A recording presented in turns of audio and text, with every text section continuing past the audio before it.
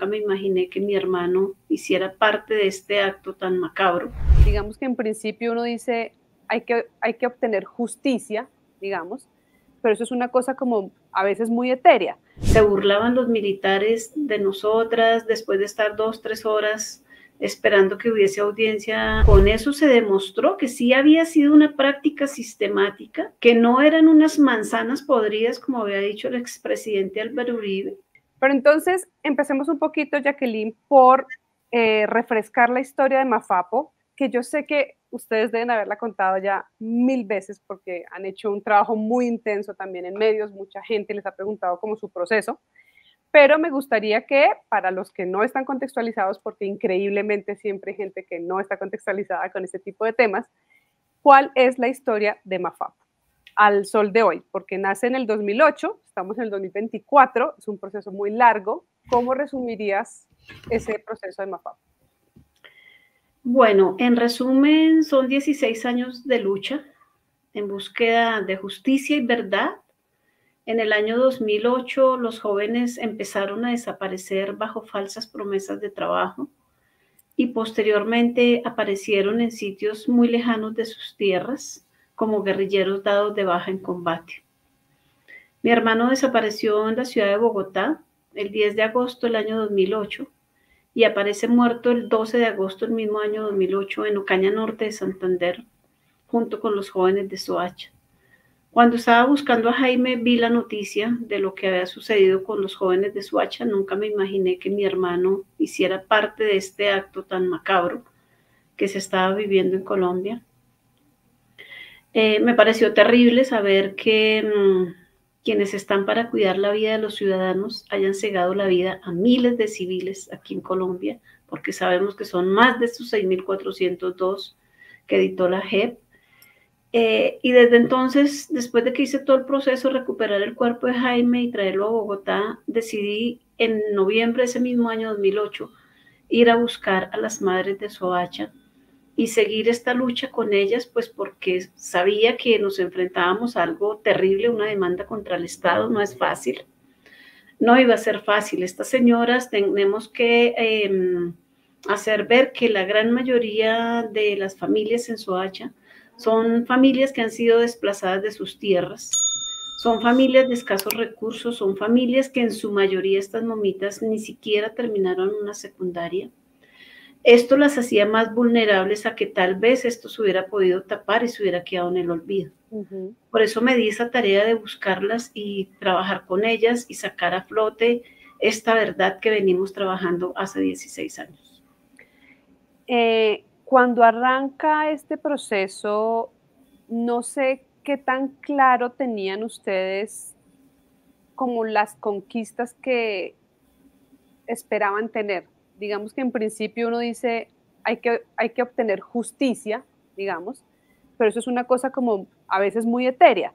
Hay muchas conquistas paso a paso que pasan como pues por obtener verdad, por obtener los cuerpos, por poder darle sepultura, por limpiar el nombre de estas personas, de todos ellos. ¿Cuáles pensaban ustedes que eran la meta inicial y cuáles han sido las metas adicionales que han ido descubriendo y logrando?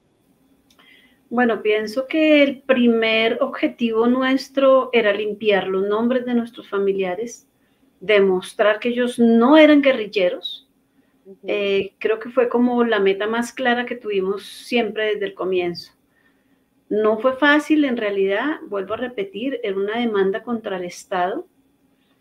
Tuvimos muchos tropiezos en la justicia ordinaria, donde siempre se presentaban aplazamientos de las audiencias, se burlaban los militares de nosotras, después de estar 2, 3 horas esperando que hubiese audiencia, la aplazaban por la razón que fuera, había que volver a esperar 2, 3 meses, 4 meses. En realidad fue bastante deprimente el proceso en la justicia ordinaria. Sin embargo, se lograron 2 condenas ejemplares con algunos militares a 54 y 37 años, creo que fue, pero que finalmente uno pues en ese momento anhelaba que fueran este tipo de condenas ejemplares, Pero después con el tiempo supimos que estos militares nunca fueron a una cárcel como debería haber sido, como va como cualquier criminal a una cárcel. Ellos estuvieron fue en las brigadas del ejército, así que allá nunca van a perder ellos su rango. Si es un general, si es un coronel, ellos nunca van a perder su rango. Los de bajo rango los van a seguir viendo como sus altos mandos. Así que ellos vivían ahí con todas las garantías y pues en realidad sentimos que ellos finalmente no pagaron condena. Alcanzaron a durar hasta algunos hasta 8 años, pero pues en realidad en algunas de las audiencias poquitas que hubo con mi hermano, uno de los militares que estaba involucrado en el caso de mi hermano llegaba en taxi, ellos no llegaban con nadie del IMPEC, ni nadie que los estuviera, pues que eran personas detenidas.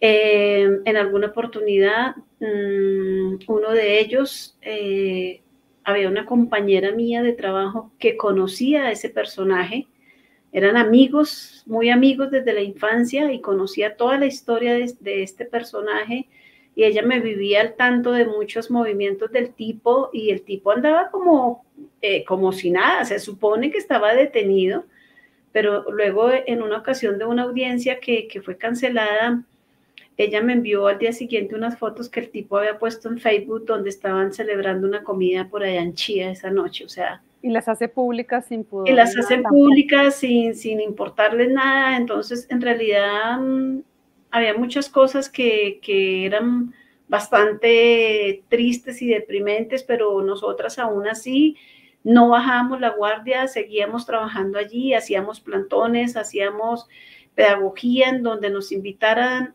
no bajábamos la guardia nunca. Hablemos entonces de un poco de aclarar el tipo de condenas, porque digamos que para la opinión pública Mafapo ha tenido grandes conquistas y el número 6.412 se ha vuelto un gran símbolo de la lucha contra la injusticia y digamos que para muchas personas hay como logros ya chuleados, pero por eso que me estás diciendo no es tan así, no están tan chuleados esos logros. Yo había encontrado información sobre 8 condenados en el 2011 y 21 condenas más para otros militares en el 2017. Ujú. Y luego de esto viene otro episodio en el 2022, que a ese le vamos a dar un espacio aparte. Hablemos un poco de esas condenas del 2011 y el 2017, en realidad en qué han consistido y qué tan satisfechas están ustedes en Mafapo con esas condenas. En realidad no fueron satisfactorias estas condenas, por lo que hablábamos hace un momento, ellos no fueron privados de la libertad finalmente, ellos entraban y venían como Pedro por su casa en las brigadas, no perdieron sus rangos, ellos no fueron destituidos. Yo pienso que cuando uno comete un error en una institución X, la institución X, lo primero que la institución hace es destituirlo a uno porque uno cometió un error. Ellos no fueron destituidos, de hecho muchos de ellos en este momento ya están pensionados. Normalmente, Entonces, como si el sí, proceso de su... sí, entonces en realidad y el resto, pues las audiencias en el caso de mi hermano, nunca logramos tener audiencia de imputación de cargo, porque siempre eran aplazadas, aplazadas, aplazadas, y de ahí de esas condenas nunca más sucedió nada en la justicia ordinaria. Ok. Frente a eso, ¿qué hace Mafapo ahora mismo? ¿Hay alguna insistencia en eso? ¿Se asume que ya quedó así? ¿Se hace una condena social simplemente poniendo los nombres de estas personas como públicos? ¿Qué apoyo han recibido para esta siguiente etapa, digamos, con respecto a esas condenas tan flojas, digamos? En realidad sentimos que en este momento, incluso reconociendo un gran trabajo que hizo la Justicia Especial para la Paz, en este momento hay mucha indignación de nuestra parte, mucho sentimiento, hay mucha rabia, porque finalmente esta Justicia Especial para la Paz trabajó sobre estos mismos militares que ya habían sido investigados desde la justicia ordinaria. Ellos se acogen a la JEP a contar la verdad por los beneficios, más allá de contar en serio la verdad, porque vemos que faltó mucha verdad en esas versiones de los militares. Me pareció muy deprimente que en esta Justicia Especial para la Paz hayan permitido que los altos mandos, perdón, como generales, coroneles, hayan aceptado los cargos que les impuso la JEP por omisión, porque ellos decían, yo no hice nada, yo me enteré y no hice nada. Pero nosotros sabemos y estamos plenamente seguros que estas órdenes venían de los altos mandos, en primer lugar. Ellos todos eran conocedores, muchos de sus subalternos lo han dicho en sus versiones, que ellos daban las órdenes, ellos conseguían los uniformes, las armas, el dinero, los testigos, y sin embargo ellos quedaron ante la JEP aceptando los cargos por omisión. No porque hayan dicho expresamente que no porque hayan asumían la aceptado, responsabilidad. no porque hayan aceptado en realidad que fueron responsables. Y pues finalmente esos 5 o 6 años que se fue la JEP en este trabajo con estos militares, pienso que si más allá fue en realidad un logro bastante positivo esa cifra, esos 6.402 que ellos documentaron, que con eso se demostró que sí había sido una práctica sistemática, que no eran unas manzanas podridas, como había dicho el expresidente Álvaro Uribe, que sí había ese conteo de cuerpos, que había esas exigencias, como lo han manifestado varios de los militares, que pedían ríos de sangre, ellos eran calificados de acuerdo a las bajas, habían beneficios por esos resultados. Y aún con todos esos testimonios, pues en este momento ellos están en libertad, recobraron su libertad que tenían, estaban privados de la libertad en la justicia ordinaria. Hasta el momento no ha habido ninguna sanción para estos militares y vemos que ellos sí están haciendo proyectos, pidiendo recursos a embajadas y a organizaciones internacionales, donde nosotros decimos finalmente se están lucrando el bolsillo, o sea, salieron beneficiados. ¿Por qué se estarían lucrando? ¿De qué manera se estarían lucrando? Porque ellos reciben dinero a través de las embajadas para presentar proyectos y de organizaciones internacionales que les están apoyando estos proyectos. Pero proyectos que tienen que ver con las sanciones de Son la JEP proyectos o que proyectos de ellos. no, eso no ha tenido nada que ver con las sanciones propias que había impuesto la JEP a ellos. Nosotras no estuvimos de acuerdo con esos 7 puntos. De esos 7 puntos, solamente uno, que era hacer el monumento. De resto, nosotras no estuvimos nunca de acuerdo y sin embargo, pues nos sorprendimos que a final de año, oh sorpresa, esas eran las sanciones que había emitido la JEP para estos militares. Y sin embargo, de ese tiempo acá, igual ninguno de ellos todavía se ha presentado a, digamos, como a resarcir todos estos daños con alguna sanción que le haya impuesto la JEP. Para contextualizar un poco a la gente, porque nosotros dos ya habíamos hablado de este tema de la JEP, ¿qué es lo que pasa en el 2022 con la JEP y qué es lo que son las propuestas de sanción? Expliquemos un poquito qué pasó en el 2022 con la JEP para que la gente entienda. En el año 2022, en abril del 2022, empezaron a sucederse en unas audiencias de reconocimiento público en las 5 regiones que había priorizado la JEP. Empezaron con la región del Catatumbo, que es donde están los casos nuestros, donde 10 militares y un civil, que era un reclutador, reconocieron públicamente que sí, se habían llevado los jóvenes, los habían asesinado y los habían presentado como guerrilleros, dados de baja en combate. Eso fue un reconocimiento y creo que un logro bastante positivo en esta lucha, tanto de la JEP como la persistencia de nosotras. Y desde entonces no ha pasado nada. Ya se cumplieron en este abril 2 años de esas audiencias de reconocimiento. El año pasado estuvimos en una reunión con la magistrada Chalela, que es donde están ahorita los procesos en justicia y paz, esperando a ver cuáles van a ser las sanciones que van a recibir estos militares. Ellos habían presentado unas sanciones donde las propuestas eran hacer documentales con nosotras las víctimas, que pues ellos pretendían ir a nuestras casas con ellos, que ellos sean los que creen los Sí, que ellos documentales. querían venir a nuestras casas y grabar y hacer documentales, que hacer un libro, habían propuesto restaurar una imagen de un bocachico que hay por allá en norte de Santander, que no sé cuál será el significado en este momento, que igual nosotros decíamos a nosotros de qué nos sirve que van a restaurar un monumento por allá, si nosotros desde Suachi, Bogotá, no vamos a viajar por allá absolutamente nada. Habían Son propuesto reparaciones simbólicas, Sí, todas. habían propuesto reparar una iglesia, igual en norte de Santander, que pues lo mismo, o sea, eso a nosotros de qué nos sirve y como en qué nos va a reparar eso. Habían propuesto colocar las placas de los nombres de los jóvenes en parques, que finalmente pues en realidad en el momento tal vez se hubiese visto algo significativo, pero pues aquí en realidad no tenemos la cultura de cuidar las Los cosas, monumentos los y monumentos que ni se nada, y entienda de que sí. finalmente creo que más se hubiesen demorado en colocar esas placas que se hubiesen desaparecido. Nosotros no estuvimos de acuerdo con esas sanciones. Dentro de ellas sí se habló de crear un monumento, porque lo hemos solicitado, eso lo venimos Esa sí es una solicitando solicitud de ustedes desde desde siempre. hace mucho tiempo.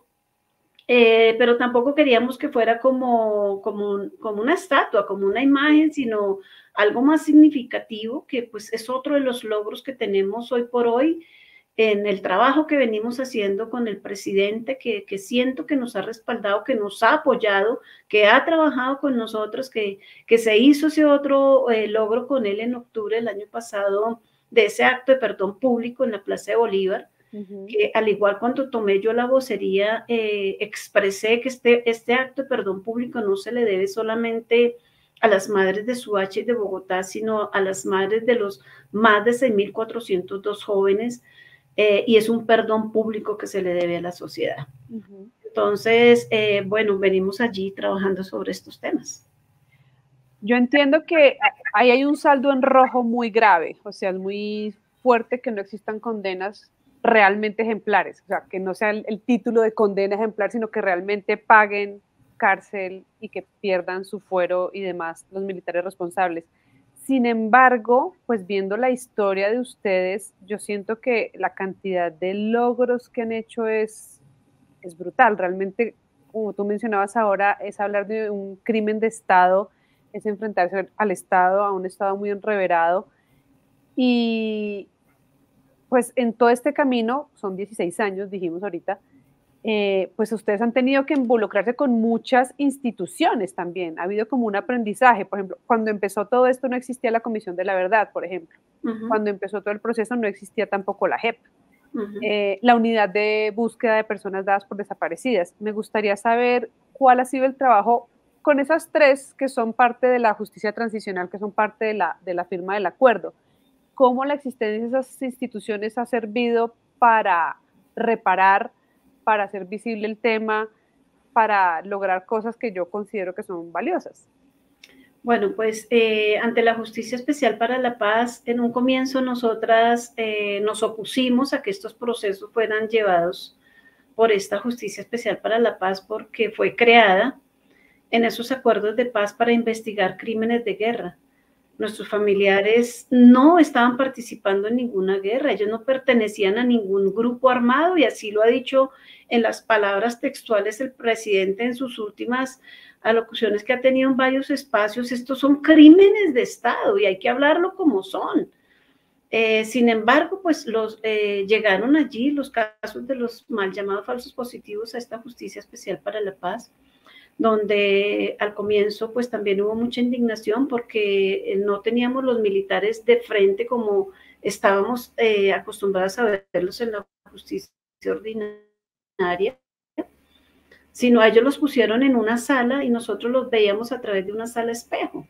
Y si nosotras en algún momento teníamos que salir por alguna razón y había algún militar saliendo de la sala, no nos dejaban salir porque, ay, no, hay que esperar que está saliendo el militar, están saliendo ellos, entonces nos cerraban las puertas del cuarto donde estábamos nosotros porque, o sea, ya en ese momento nos convertimos, fue al contrario, los criminales éramos nosotras y había que protegerlos a ellos. Nunca logramos ver versiones ni escuchar versiones teniéndolos de frente. Yo pienso que en este proceso no hay nada más importante que tener de frente a esa persona que nos causó daño, que nos mire a los ojos, que reconozcan que cometieron un error y que pidan perdón frente a frente, no detrás de una pantalla. Y así fue todo el proceso en esta Justicia Especial para la Paz, en las versiones. Sin embargo, en realidad reconocemos ese gran trabajo investigativo que hicieron, que documentaron esas 6.402 víctimas, que vuelvo y repito, con eso se demostró que sí había sido una práctica sistemática. En la Comisión de la Verdad fue muy corto el tiempo, hubo una preparación creo que muy fugaz. Nosotros por aparte tuvimos una preparación con los psicólogos y haciendo talleres pedagógicos, y ellos, los comparecientes, también les hicieron una preparación aparte para luego tener un encuentro formal, que fue un encuentro, creo que fueron solamente 2 días, donde los escuchamos. Y ahí sí estaban frente a frente, sí se estaban Ahí sí estábamos frente a frente, ahí tuvimos la oportunidad y ellos sabían que se podían estar enfrentando, que algunas de las mamitas en un momento de mucho dolor hasta le hubiesen podido sentar un bofetón a alguno de ellos, y ellos estaban ya preparados que eso podía suceder y que se podían enfrentar a eso. Y creo que esa es una parte importante, pero siento que fue muy poco para toda la magnitud de esta situación. Fue un proceso muy rápido, muy corto, un encuentro de 2 días, y luego ahí ya se termina eso, se entrega ese informe, que en realidad pues es un informe bastante largo. Yo creo que nadie vamos a tener la capacidad de leer 600 y pico de páginas que son, pero que consideramos que este informe es importante que se quede a nivel educativo. Esto se tiene que conocer a través de la historia, se tiene que conocer en todas las próximas generaciones.